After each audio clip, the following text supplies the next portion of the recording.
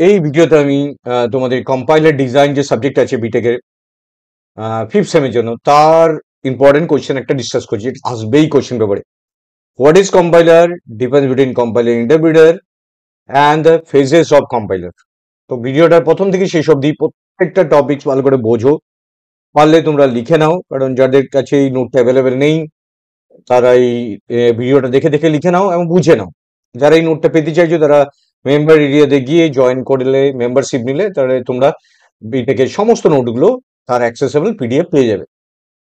Let's start with compiler. তো what is compiler? Compiler is a program that can read a program in one language. মিন এমন একটা programme যেটা source language, মানে যেটা একটা one ল্যাঙ্গুয়েজে লেখা আছে সেটাকে রিড করবে। বেসিক্যালি হাই লেভেল ল্যাঙ্গুয়েজকে সোর্স লেভেল ল্যাঙ্গুয়েজে রিড করবে and translate it into equivalent program in another language। আমার একটা টার্গেট ল্যাঙ্গুয়েজকে অ্যাচিভ করবে, যেটা মেইনলি আমরা অ্যাসেম্বলি লেভেল ল্যাঙ্গুয়েজে কনভার্ট করি, যেটা বাইনারিতে গিয়ে আলটিমেটলি ট্রান্সমিট হয়। তো এমন একটা প্রোগ্রাম যেটা একটা ল্যাঙ্গুয়েজকে নেবে, সেটা সোর্স ল্যাঙ্গুয়েজ, এবং সেটাকে ইকুইভ্যালেন্ট অ্যানাদার ল্যাঙ্গুয়েজে কনভার্ট করবে। এটা হচ্ছে compiler. Important role of the compiler is to report, এবং যদি তোমার করতে গিয়ে কোনো রকম এরার্স আছে সেই এরার্স রিপোর্ট করবে of the source program that detect during translated process. যখন ট্রান্সলেশন হতে থাকবে লাইন বাই লাইন বা ইনস্ট্রাকশন বাই ইনস্ট্রাকশন যখন ট্রান্সলেট হতে থাকবে, তখন যা যে এরার্স আসবে সেগুলো যেটা প্রোগ্রামকে ভায়োলেশন করছে সেটাকে রিপোর্ট করবে, এবং যতক্ষণ অবধি সেই এরার্স গুলো কারেক্ট হচ্ছে আউটপুট পাবে না। তো ডায়াগ্রামে আসি, একদম বেসিক ডায়াগ্রামে আসি, যেটা হচ্ছে সোর্স প্রোগ্রাম নেব, হাই লেভেল ল্যাঙ্গুয়েজ, সেটাকে কম্পাইলারের কাছে দেওয়া হবে, সেই কম্পাইলার সেটা টার্গেট প্রোগ্রামে কনভার্ট করবে, যেটা অবজেক্ট কোড, এবং যদি কোনো এরার থাকে এরারটা শো করবে, যদি এরার না থাকে তাহলে ডাইরেক্টলি টার্গেট কোড পৌঁছে যাবে। তাহলে হাই লেভেল ল্যাঙ্গুয়েজ থেকে এখানে এটা টার্গেট কোড যে অবজেক্ট কোডে কনভার্ট হয়ে যাচ্ছে। এটা গেল কম্পাইলারের ডেফিনিশন। এবার দেখো নেক্সট কোয়েশ্চেনটা আসছি, সেটা হচ্ছে ইন্টারপ্রেটার। কারণ আমরা what is compiler and what is interpreter মধ্যে একটা ডিফারেন্স ফরম্যাট আমরা এই কোয়েশ্চেনের মধ্যে রাখছি। What is interpreter? An interpreter is another common kind of language processing. Instead of producing a target program as a translated code, an interpreter appears to directly execute the operation specified in the source program on input supplied by the user. পুরোটাকে একটা stretch, পুরোটাকে target না করে একটা specific লাইনকে সেটাকে interpret করে তার আউটপুটটা produce করবে। তো interpreter can give better errors diagnostic, কারণ প্রত্যেকটা লাইনকে দিচ্ছ তার করসপন্ডিং এরার চেক হবে, than the compiler because it executes the source program statement by statement, line by line execute করে। কিরকম আছে দেখো, এটা একটা সোর্স প্রোগ্রাম নেওয়া হয়েছে, সেটাকে ইন্টারপ্রিটারকে দেওয়া হয়েছে, সেটাকে আউটপুট প্রডিউস করছে, আবার ইনপুট দিচ্ছ তার করসপন্ডিং অ্যাক্টিভেট করছে, মানে লাইন বাই লাইন একটা লাইন নিল, সেটা এক্সিকিউট করলো, পরের লাইন এলো, আউটপুট পেয়ে গেলে। এন্টায়ার কোডটা পুরো দেবে না, এখানে কি ছিল, এন্টায়ার কোডটা টার্গেট করছিল, কিন্তু এখানে এমন একটা প্রোগ্রাম যেখানে মেইনলি লাইন বাই লাইন বা একটা পার্টিকুলার ইনপুট সাপ্লাই দেওয়া হয়, সেইটাকে আউটপুটে প্রডিউস করবে স্টেটমেন্ট বাই স্টেটমেন্ট। তো ক্লিয়ারলি তাহলে তোমরা বুঝতে পারলে ইন্টারপ্রিটার অ্যান্ড কম্পাইলার। এবার আসছি দেখো ডিফারেন্সে। তো বেসিক ডিফারেন্স গুলো কিভাবে আছে দেখো। ফার্স্ট অফ অল যেটা ডিফারেন্স, প্রথম যে ডিফারেন্সটা এসে হচ্ছে প্রোগ্রামিং স্টেটস হিসাবে। Programming states, create a program, create the program, প্রোগ্রামটা প্রথমে ক্রিয়েট করি, compile the language for its correctness, ল্যাঙ্গুয়েজের কারেক্টনেস চেক করি, if no errors compiler convert the source code into machine code, যদি এরার্স না থাকে তাহলে মেশিন কোড পেয়ে গেলে, it links the different code into executable program, হয়ে গেল এটা। ইন্টারপ্রিটার কি করছে দেখো, ক্রিয়েট দ্য প্রোগ্রাম, প্রোগ্রামটাকে নাও, no link of file or machine code generation, কোনো মেশিন কোড পাচ্ছ না, source statement executed by line, একটা লাইন নেবে একটা লাইন পাবে। This is known as compiler and interpreter basic difference. এখানে 5 নম্বর স্টেটটা হচ্ছে run the program. Advantages, the program code is already translated into machine code, program কোডটা নেবে machine কোডে কনভার্ট করবে, hence code execution is time is less, কম সময় লাগবে। Interpreter is easy to use specially for beginner, যারা প্রথম প্রত্যেকটা লাইনকে রান করিয়ে চেক করতে চায় তাদের জন্য ইন্টারপ্রিটার ইজ গুড। ডিসঅ্যাডভান্টেজ কি হতে পারে, you cannot change the program without going back to the source code. তুমি প্রোগ্রামটা যতক্ষণ না তুমি কোনো একটা জায়গায় ভাবছো মডিফাইড করবে, তাহলে সোর্স কোডটাতে গিয়ে আবার তোমাকে কম্পাইল করতে হবে, এখানে কি করছে, interpreter program can run on the computers that have corresponding interpreter, যেখানে ইন্টারপ্রিটার আছে। তো next, compiler store machine language as a machine code on the hard disk. এখানে কিন্তু মেশিন কোড তৈরি হচ্ছে, not saving machine code at all. তুমি একটা instruction দিলে সেটা আউটপুট সঙ্গে সঙ্গে ইনস্ট্যান্টলি পেয়ে গেলে, কোনো মেশিন কোড হবে না, বাট এখানে মেশিন কোড হিসেবে সেভ হবে। তাহলে এই যে পয়েন্টস গুলো, খুব সিম্পল পয়েন্টস গুলো, একদম ডিটেল ফরম্যাটে আছে পয়েন্টস গুলো, তো দেখে যাও ভালো করে। নেক্সট, আরো কিছু পয়েন্টস আছে, পরপর প্রত্যেকটা পয়েন্ট তোমরা লিখে নিও খাতাতে। Running time, compile code run faster, পুরো সোর্স কোডটা নেবে রান করে দেবে। Interpreted code run slower. Usage, it is suited for production environment, production এনভায়রনমেন্টের জন্য মেড সুইট, যেখানে কোনো একটা প্রোডাকশন এনভায়রনমেন্টে গিয়ে প্রোডাকশন ল্যাঙ্গুয়েজ বা কোনো একটা ডেভেলপমেন্ট হচ্ছে। It's suited for program and development environment, mainly ডেভেলপমেন্টের জন্য এটা কাজে লাগে। ওটা প্রোডাকশন তৈরি হচ্ছে, এটা ডেভেলপমেন্ট, কোনো চেকিং ডেভেলপমেন্টের জন্য এটা তৈরি হচ্ছে। Example, C, C plus plus, Java. Interpreter PHP, Ruby, Perl, এগুলো হচ্ছে interpreter language. Particular part of the code দিয়ে দিলাম, সেটা রান করে গেল, কিন্তু এখানে পুরো সোর্স কোডটা দিতে হবে, তবে পাবে। তো দেখতে পাচ্ছ পুরো এক্সাম্পল বাই এক্সাম্পল কিভাবে আমি এখানে 7টা পয়েন্ট দিয়েছি। তো আরেকবার আমি রিক্যাপ করে দিচ্ছি, তোমাদের ক্লিয়ারলি ইজি হয়ে যাবে। তো এখানে প্রোগ্রাম তৈরি করতে হবে, ল্যাঙ্গুয়েজকে দিতে হবে, এরর্স থাকলে মেশিন কোড জেনারেট হবে না, না হলে এক্সিকিউটিভ ফাইল করবে, রান হয়ে যাবে। এখানে ক্রিয়েট দ্য প্রোগ্রাম করো, no link of file is required, line by line মানে তোমার এক্সিকিউশন হবে। Next, advantages, program is already translated, so টাইমটা কম লাগবে। ইন্টারপ্রিটার ইজ টাইমটা specially easy to use for beginner. Advantages the হলো, disadvantages is you cannot change the program without going to back to source code.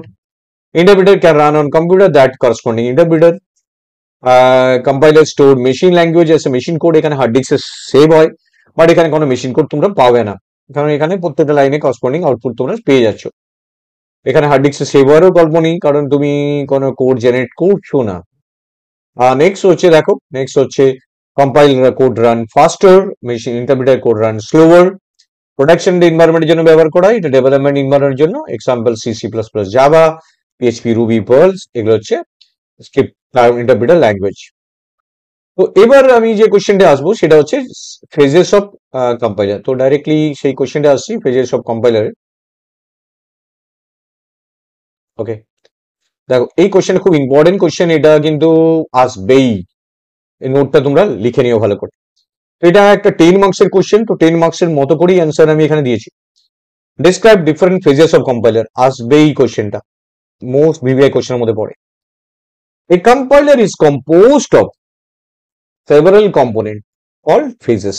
দেখো একটা software develop করতে গেলে corresponding বিভিন্ন রকমের ভাগে মডিউলে ভেঙে নেওয়া হয়, কারণ একটা ইনট্যাক্ট একটা সফটওয়্যার যদি কোড একটা মডিউলে নিয়ে নিই, তাহলে কিন্তু ট্রাবল শুট করতে অসুবিধা আছে। তার জন্য আমরা ফেজ বাই ফেজ ভাবি, একটা ফেজ এক একটা লেয়ারকে হিসাবে ধরি, সেই ফেজটা কাজ হলে আরেকটা লেয়ারের কাছে যায়, সেই আরেকটা নিয়ে ওটা প্রসেস করে। কম্পাইলারের ক্ষেত্রেও তাই, compiler is composed of several components called phases, each perform specific task, প্রত্যেকটা স্পেসিফিক কাজ করবে। Each of this component perform at a slightly higher language level than the previous. তো এটাকে দুটো পার্টে ভাগ করা আছে, তো পুরো ফেজ গুলোকে মেইনলি দুটো পার্টে ভাগ করা আছে, একটা অ্যানালিসিস পার্ট, আরেকটা হচ্ছে সিনথেসিস পার্ট। একদম যেভাবে অ্যান্সার দিচ্ছি সেভাবে লিখবে কিন্তু। ফার্স্ট আসছে অ্যানালিসিস পার্টে। Analysis part break the source program break করে ইনটু কনস্টিটিউশন পিসেস, ছোট ছোট অংশে ভেঙে নেয়, এন্ড ক্রিয়েট ইন্টারমিডিয়েট রিপ্রেজেন্টেশন, এবং সেটাকে একটা ইন্টারমিডিয়েট, তার মানে কি, তুমি যে সোর্স কোডটা দিচ্ছ, সোর্স কোডটা সেটাকে অ্যানালিসিস পেজ নিয়ে একটা ইন্টারমিডিয়েট কোডে কনভার্ট করছে, সেটাকে আবার সিনথেসিস পেজটা নিয়ে কাজ করবে। তো তারপরে কি আমরা আউটপুট এক্সিকিউটেবল কোড পাবো। তো analysis part break up the source program into constituent pieces and create intermediate presentation. Analysis part called collect. Analysis part collect information about the source program and store it into data structure called symbol table, এবং এটা symbol টেবিলে store করবে ডেটাগুলোকে। সে symbol টেবিলটাকে আবার synthesis পেজের কাজে লাগবে, which is passed along with the intermediate representation to the synthesis part. Analysis part consists of 3 phases: lexic analyzer, syntax analyzer and semantic analyzer. তো mainly 3টে পার্টে ভাগ করছি, একটা লেক্সিক অ্যানালাইজার, একটা সিনট্যাক্স অ্যানালাইজার, একটা সিমেন্টিক অ্যানালাইজার। তো এবার দেখো কিভাবে এগোচ্ছে। প্রথমে সিনথেসিস পার্টে আসছি। Synthesis part construct the desired target programme from the intermediate representation. তাহলে আমার তিনটে পার্ট হলো অ্যানালিসিস পার্টে, লেক্সিক্যাল একটা পার্ট, তারপর তারপর semantic.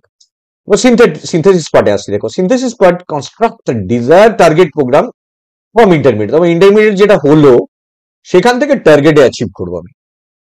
And the information in the symbol table. অবশ্যই অ্যানালিসিস পার্টে যে ডেটাগুলো রাখা হচ্ছে সেটা সিম্বল টেবিলে রেখেছে, সেখান থেকে ইন্টারমিডিয়েট কোডটা জেনারেটেড হয়েছে, সেগুলোকে নিয়ে আলটিমেটলি সিনথেসিস পার্টটা এগোবে।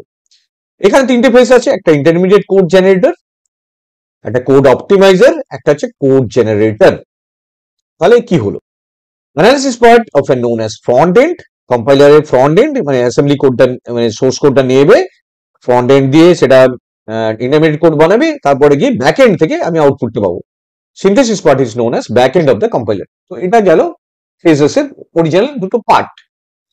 এবার তার ডিটেল ফেজেস গুলো কি হবে দেখো, ভালো করে বোঝো জিনিসটা কি হচ্ছে। এই যে ছবিটা, এই ছবিটা কিন্তু তোমাদের দিতে হবে, ছবিটা দিতেই হবে কারণ মাস্ট এইটা আসবেই।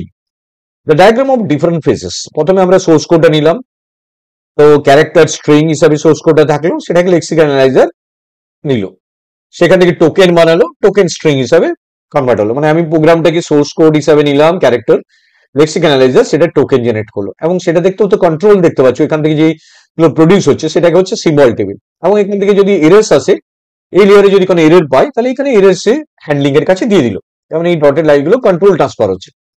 এবার যদি এটা কারেক্ট হয়, টোকেন স্ট্রিংটা নিল, সিনট্যাক্স অ্যানালাইজার কাছে পাঠালো, এবার সেইটাকে নিয়ে ও সিনট্যাক্স ট্রি বানাচ্ছে। ভালো করে দেখবে কিন্তু জিনিসটা, সিনট্যাক্স ট্রি বানাচ্ছে। এখান থেকেও যদি কোনো রকমের এরর আসে, এরর হ্যান্ডলার কাছে পাঠাবে, আর কিছু ডেটা যেগুলো কাজে লাগলো সেটা সিম্বল টেবিলকে পাঠিয়ে দেবে।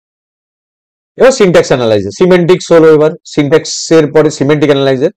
সিমেন্টিক অ্যানালাইজার সিনট্যাক্স ট্রিটাকে নিল এবং সিনট্যাক্স ট্রিটার মডিফাইড ভার্সন বানালো, টাইপ চেকিং আদার থিং করলো, তারপর আপডেটেড একটা সিনট্যাক্স ট্রি বানালো, এটাও সিনট্যাক্স ট্রি বানানো হচ্ছে। তার মানে এই তিনটে মিলে কিন্তু মেন যেটা তৈরি হলো এখান থেকে গিয়ে সেটা হচ্ছে ইন্টারমিডিয়েট কোড রিপ্রেজেন্টেশন। এই তিনটে লেয়ার কেউ হচ্ছে front end of the compiler analysis part. এই তিনটাকে দেখো আমি এরকম অ্যারো দিয়ে দেখিয়েছি, তোমরা এরকম করে দেখাবে। এবার এই কন্ট্রোলটা কিন্তু এখানে আউটপুট গুলো সিম্বল টেবিলে পৌঁছেছে, এবং এখান থেকে ইন্টারমিডিয়েট কোডটা জেনারেট হচ্ছে, এবং ইন্টারমিডিয়েট কোডটাকেও এরর যদি আসে তাহলে এখান থেকে এরর হ্যান্ডলিং এ পৌঁছে যাচ্ছে। এবার দেখো ইন্টারমিডিয়েট কোড জেনারেটর কি করে, যে ইন্টারমিডিয়েট কোডটা পেয়েছি সেটাকে ইন্টারমিডিয়েট রিপ্রেজেন্টেশন বানিয়ে নেয়, এবার মেশিনের দিকে এগোচ্ছে, ব্যাক এন্ডের দিকে পৌঁছাচ্ছে। সেই ইন্টারমিডিয়েট প্রেজেন্টেশনটাকে যদি কোনো এরর আছে এরর হ্যান্ডলিং এ পাঠাবে, সিম্বল টেবিল ওটাকে ইউজ করবে, এবং মেশিন ইন্ডিপেন্ডেন্ট কোড অপটিমাইজার আছে, মেশিন ডিপেন্ডেন্ট কোড অপটিমাইজার আছে, মানে কোড অপটিমাইজার এখান থেকে কাজ করবে ইন্টারমিডিয়েট রিপ্রেজেন্টেশনটা নিয়ে। কোড অপটিমাইজার সেটাকে ইন্টারমিডিয়েট কোডই রিপ্রেজেন্ট করবে, আরো সেটাকে অ্যাসেম্বলি লেভেল ল্যাঙ্গুয়েজের দিকে নিয়ে যাচ্ছে। ফাইনালি কোড জেনারেটর দেখতে পাচ্ছ, সেটা গিয়ে মেশিন কোডটাকে জেনারেট করছে, যেটা অ্যাসেম্বলি কোড। সেই অ্যাসেম্বলি কোডটা গিয়ে ultimately machine dependent code optimiser কাছে যাচ্ছে। তার মানে কি, মেশিন ইন্ডিপেন্ডেন্ট কোড অপটিমাইজার মানে ইন্টারমিডিয়েট রিপ্রেজেন্টেশনটাকে নিয়ে ইন্টারমিডিয়েটটাকে মডিফাইড করছে, সেইটা থেকে কোড জেনারেটর মেশিন কোড বানাচ্ছে, সেটাকে মেশিন ডিপেন্ডেন্ট কোড অপটিমাইজার সেটাকে ultimately finally target code achieve করছে। তার মানে কি, কোড অপটিমাইজারের দুটো পার্ট, একটা হচ্ছে মেশিন ইন্ডিপেন্ডেন্ট কোড অপটিমাইজার, একটা মেশিন ডিপেন্ডেন্ট কোড অপটিমাইজার। মানে কোড জেনারেটেড যখন হয়ে গেল, সেটা মেশিন রেডি হয়ে গেল, তাহলে সেটাকেও সেখান থেকেও কিছু রিডান্ডেন্ট ডেটা থাকতে পারে, কিছু ভেরিয়েবল থাকতে পারে যেগুলো ইউজ লাগবে না, তখন সেটাকে আবার অপটিমাইজ করে টার্গেট কোড তৈরি হলো। টার্গেট কোড যে তৈরি হলো, এবার আমি প্রোগ্রামটাকে রান করতে পারি যদি পুরো সাকসেসফুলি থাকে, এরর না থাকে। প্রত্যেক ফেজে এরর আসতে পারে। একদম এই ডায়াগ্রামটা কিন্তু খুব ইম্পর্টেন্ট ডায়াগ্রাম, ভালো করে বুঝে নেও এই যে ডায়াগ্রামটা, দিতেই হবে ডায়াগ্রামটাকে। এরপরে আসছি আমি প্রত্যেকটা একটা এক্সাম্পল দিয়ে বোঝাবে। তো এটা দেখো 10 নাম্বার আসুক বা 15 নাম্বার আসুক, এইভাবেই তোমাকে অ্যান্সার কিন্তু লিখতে হবে, প্রপার অ্যান্সার এটা। কারণ সেটাতে এক্সাম্পল কিভাবে হচ্ছে দেখ, position equal to initial plus red into 60, এটা এক্সপ্রেশন দেওয়া আছে। পজিশন ইকুয়াল টু ইনিশিয়াল, এটা স্টেটমেন্ট, এটা একটা প্রোগ্রামের একটা কোড দেওয়া আছে। এটাকে কি করে আমি কম্পাইলেশন প্রসেসে আসছি দেখো। লেক্সিক্যাল অ্যানালাইজার কি করবে, পজিশনটাকে নেবে একটা আইডি 1 হিসেবে, আইডি ইকুয়াল টুটাকে একটা প্রত্যেকটা স্ক্যান করবে, এটা স্ক্যান করে করে সিম্বল ইনপুট বাফারিং এর থ্রু দিয়ে স্ক্যান করে করে যাবে।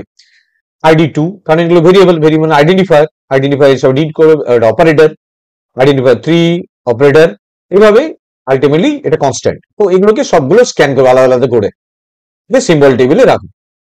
এবার সিনট্যাক্স অ্যানালাইজারের কাছে যাবে। সিনট্যাক্স অ্যানালাইজার সেইটাকে নিয়ে একটা ট্রি বানাবে এটা ক্যালকুলেশন করার জন্য। তার মানে কি, আমরা জানি ফার্স্ট ট্রি কে বলে এটা, প্রথমে আইডি 3 সাথে 60টা গুণ হবে, আইডি 3 তাতে 60, তারপরে গিয়ে রেজাল্টে যেটা স্টোর হবে, ইনটুটা যেহেতু মাল্টিপ্লিকেশন প্রায়োরিটি বেশি, তারপর প্লাস হবে আইডি 2 এর সাথে, আইডি 2 তে কে রেখেছে, ইনিশিয়ালটা যেটা রেখেছে, তারপর সেটা ইকুয়াল টু আইডি 1 এ পাঠিয়ে দেওয়া হবে। তাহলে দেখতে পাচ্ছ এখানে তোমরা কিন্তু ফার্স্ট ট্রি পেয়ে গেছো। সিমেন্টিক অ্যানালাইজার সেটাকে এক চেকিং করবে, যেমন 60টা এটা একটা ভেরিয়েবলে রাখবে ইনটু রিয়েল, তো এটাকে 60তে কনভার্ট করে এটা ইনটু ইনটু রিয়েলে কনভার্ট করে দেবে।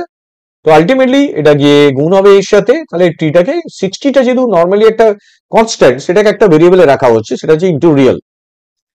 তারপর ইন্টারমিডিয়েট কোড জেনারেটর, দেখো খুব সিম্পল ভাবে বোঝো জিনিসটাকে।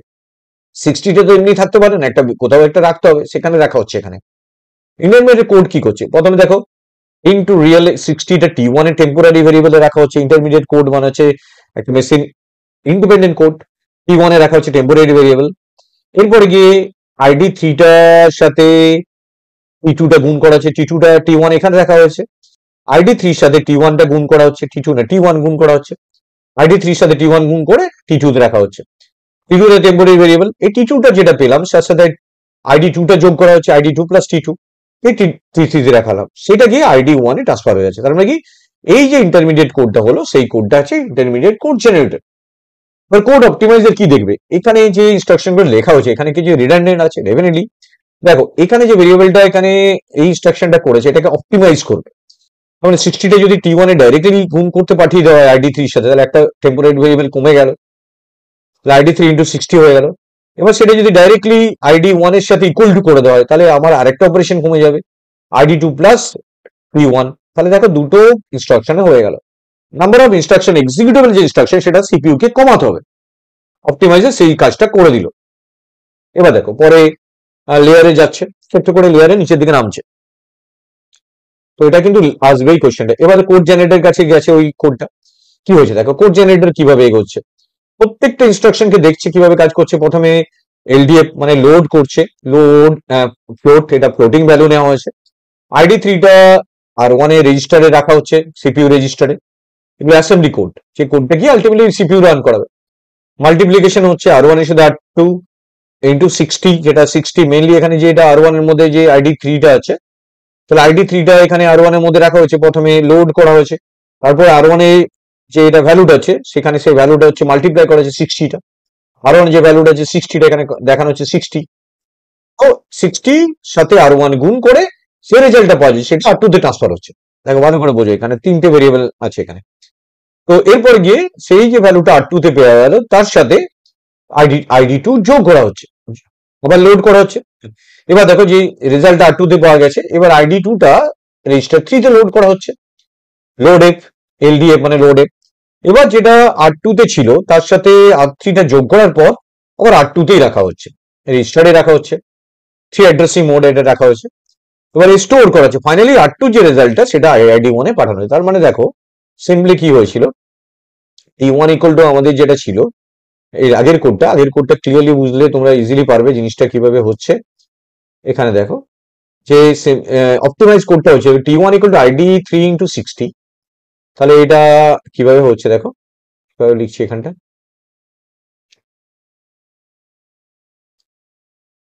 ইনস্ট্রাকশন কনভার্ট কিভাবে হচ্ছে দেখো এটা। তো আমরা প্রথমে ইনস্ট্রাকশনটা বলছি, আর T1 ইকুয়াল টু জাস্ট ইনস্ট্রাকশনটা এখানে। এবার দেখো ইনস্ট্রাকশন লিখছি T1 equal to ID 3 into 60। তার মানে কি, ফার্স্ট কাজ হচ্ছে লোড করা হচ্ছে আইডি 3 এর ভ্যালুটা, আইডি 3 তে একটা ভ্যালু স্টোর আছে যেখানে ইউজার দেবে, সেটা একটা রেজিস্টারে পাঠানো হয়েছে। তাহলে পাঠানো হয়ে গেল, বুঝে গেছে এটা। তারপর কি করা হচ্ছে, যে রেজিস্টারে পাঠানো হয়েছে তার সাথে 60টা মাল্টিপ্লাই করার পর সেটা আরেকটা রেজিস্টারে পাঠানো হয়েছে, মানে R2 তে কিন্তু এই দুটোর গুণফলের রেজাল্টটা স্টোর আছে। এবার আরেকটা ভেরিয়েবল যেটা আইডি 2 তে আছে, ভ্যালু আছে, সেটা থেকে R3 রেজিস্টারে রাখা হয়েছে আইডি 3, এটা আইডি 2 তে রাখা হয়েছে। এবার যেটা আইডি 2 তে R3 তে চলে গেছে, R3 এর সাথে যে R2 তে রেজাল্টটা আছে, R2 R3 যে রেজাল্টটা যোগ করার পর রেজাল্টটা আবার ব্যাক করে R2 তে রাখা হচ্ছে, এই জন্য এটার নাম হচ্ছে অ্যাড ফ্লোট।